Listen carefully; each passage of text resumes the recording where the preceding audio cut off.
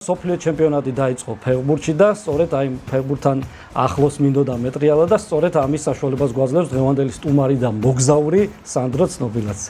გამარჯობა, მგზავრობა მართლა ისეთი რამეა, რომელიც ყველას აინტერესებს. ეს არის ქვეყანა, სადაც სამ ენაზე გესალმებიან და გეუბნებიან გამარჯვებას.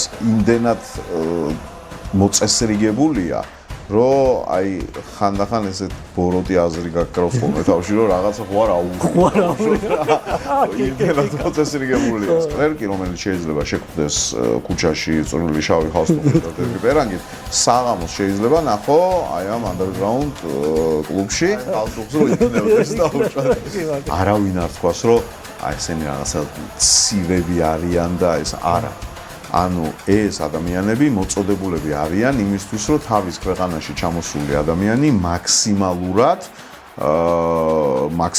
ამ ადამიანს სცენ პატივი. ჩემი თვალით ნახე ბატს როგორ გადაყავს 5 კვატა იმაზე, რა ქვია, გზაზე და როგორ გაჩერდა ავტობუსი. გერმანიაში ის ივენთი თვითონ სოფლიო ჩემპიონატი, ანუ რო ჩადიხარ, გრძნობ ბედნიერი ხარ, იმიტომ რომ იმის მონაწილე ხარ. პირველი რაც დავინახე, იყო ჰაიდი კლუმი.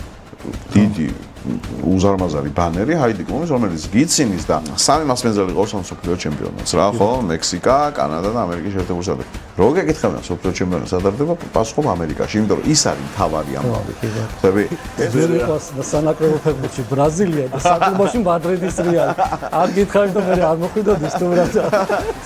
შეიძლება პრეზიდენტი დაფიქსირდეს, რომ ვიღაც ამერიკიდან მექსიკაში გადაიყვანოს საკუთრებად.